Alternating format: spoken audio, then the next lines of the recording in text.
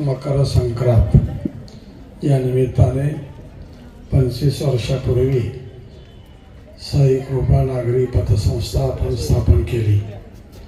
जवळजवळ आज 25 वर्षापर्यंत वाटचाल झाली. या वर्षामध्ये रौप्य महोत्सवी वर्ष आहे. त्या माध्यमातून आपण निमगावला शाखाही पुन्हा एक वाढवली.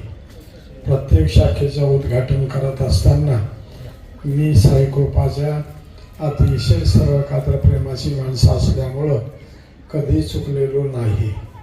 काय असेल ते असो, परंतु माझी या संशय नितांत प्रेम आहे, आदर आहे.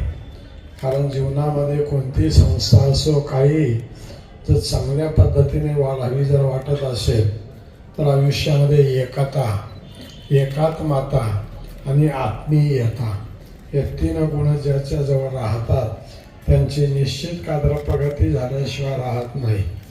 जवळजवळ ही पतसंस्था पूर्वीपासून का तर एवढ्या चांगल्या विचाराने चालत आलेली आहे.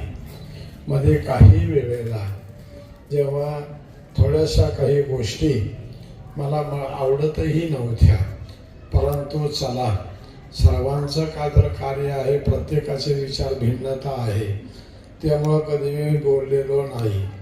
परंतु या संस्थेचं माझ्यावरही नितांत प्रेम आणि माझा परिपूर्ण आशीर्वाद आहे.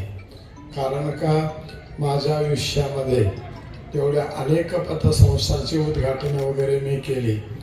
परवासुद्धा शरदचंद्रजी नागरी पतसंस्था राजुरी त्यांच्यासुद्धा बऱ्याच शाखा व उन्नती झाल्या. त्याला प्रत्येक गोष्टीला काय मला ते विसरत नाही.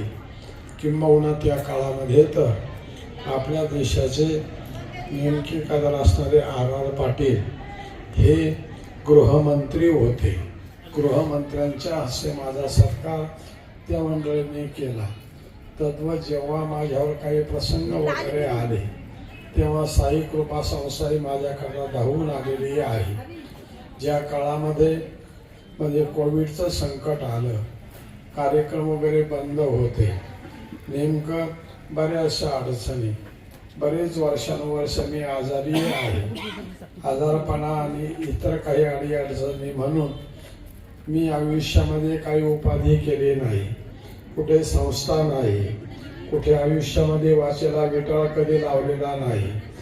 जे कोणी अशा प्रकारे प्रेम करतात, फक्त कार्यक्रम करत राहणं एवढंच का तर मनामध्ये ठरवलेलं. तेव्हा अशा अनेक अडचणीच्या प्रसंगामध्ये साई कृपा पतसंस्थेने खूप मोठी मदत केली. यावेळेस सुद्धा जेव्हा या पतपेढीचं उद्घाटनाकरता येताना याला मला मनस्वी दुःख वाटलं की एवढं आपल्याला का तर या संस्थेने प्रेम करावं. एवढंच नव्हे, आज मी तिला मला काय तर डायबिटीसमुळं किडन्या खराब झाल्या आणि किडन्यामुळे डायलिसिस वगैरे करावं लागतं. त्यामध्ये वाशीला मी हॉस्पिटलमध्ये असताना त्या काळामध्ये आता डॉक्टर सोडत नाही, इतक्या लांबचा प्रवासही आपल्याला होणार नाही, परंतु तरीसुद्धा तुम्ही माझी वाट मार्ग प्रतीक्षा केली. परंतु जास्त आजारी असल्यामुळे नाही येता आलं, तरी समजून घेऊन पुन्हा आज वर्धापन दिन आहे. काय अशा प्रकारे असेल, कारण साईबाबांची निश्चित कृपा आपल्यावर आहे. बऱ्याच वेळा आम्ही सांगत असतो की साईबाबा सुद्धा हे सिद्ध पुरुष आहे आणि सिद्ध पुरुषाची लक्षणं जर काय असेल तर भगवंतांनी गीतेमध्ये 2 प्रकार सांगितले.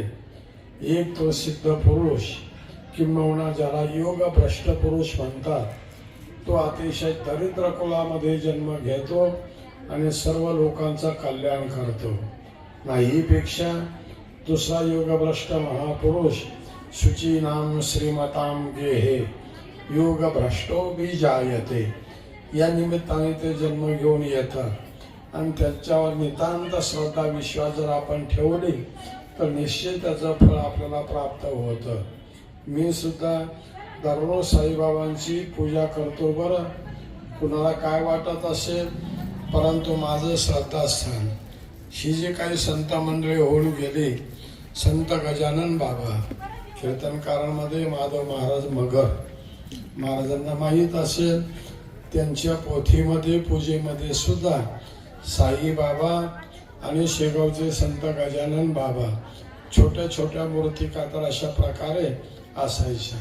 याचा अर्थ अरे सिद्ध पुरुष आहे, आपण साधक अवस्थेतले आहोत, त्यामुळं सिद्ध पुरुषांची सेवा केल्यानंतर त्यांचा प्रसाद आपल्याला मिळाल्याशिवाय राहत नाही.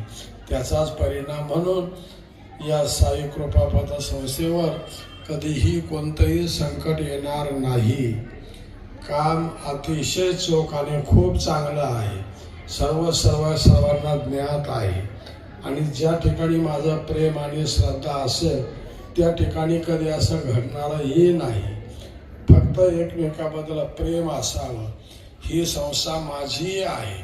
भगवान सुद्धा सांगतात, अर्जुना, जर श्रेयाकडे वाटचाल करायची असेल तर परस्परम भावयंतस श्रेय परमवाप्स्यथ. परस्परांबद्दल प्रेम करा म्हणजे आपोआप आपली कातर श्रेयाकडे वाटचाल होत राहते. तद्वत आतापर्यंत आपण परस्परांना प्रेम दिलं, असंच आपली संस्था श्रेयसाकडे वाटचाल करीत राहू अशी नेमकी कातर महाराजांच्या चरणी प्रार्थना करतो. तब्येत बरी नाही, परंतु चला एकमेकाचा असलेला प्रेम ऋणानुसंबंध या माध्यमातूनही आलो. महाराजांचं गोड प्रवचनही आहे, कारण सुरेश महाराज बोटे इतकं गोड प्रवचन वगैरे करतात, निष्ठावंत वारकरी आहेत.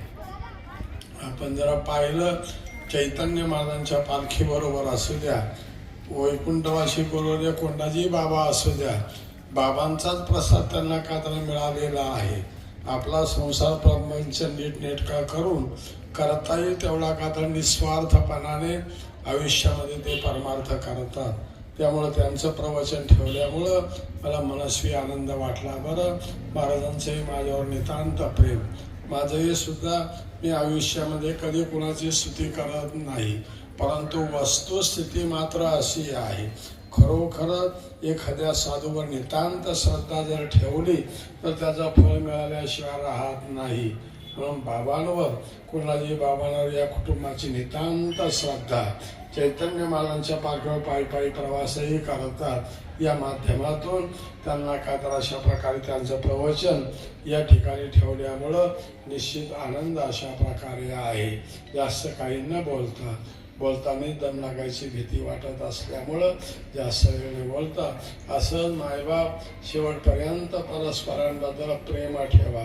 मी आजाराने म्हणा, किडन्या खराब झाल्यामुळं सांगू नये पुन्हा, परंतु यामुळं सर्व कार्यक्रम बंद केलेले आहे.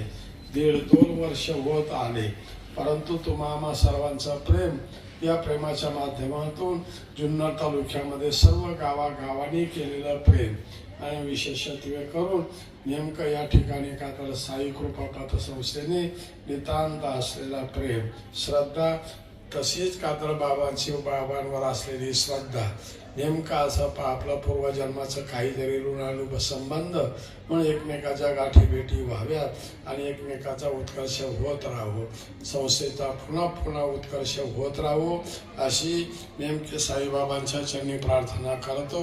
माझ्याबरोबर आलेले रघुनाथ शेठ आहे, सर आहे, अण्णा आहे, आधी आम्ही सर्वजण नेमकं सरांना म्हटलं, सर आपल्याला का तर तिकडे जायचं. सर लगेच तयार झाले आणि आले. नेमके रघुनाथ शेठ म्हटले, महाराज मलाही सुद्धा का तर यायचंच आहे, तर चला आपण बरोबर जाऊ. या माध्यमातून योगायोग घडून आला. सर्वांना का तर आनंद वाटला. आणि हा जो काही तुमचा उपक्रम आहे, महिलांना आजचा दिवस अतिशय पुण्य पवित्र दिवस आहे. वर्षातून एकदा हा वाण देण्याचा कातर उपक्रम असतो. या माध्यमातून सर्व महिलांना तुम्ही कातर हे वाण देता.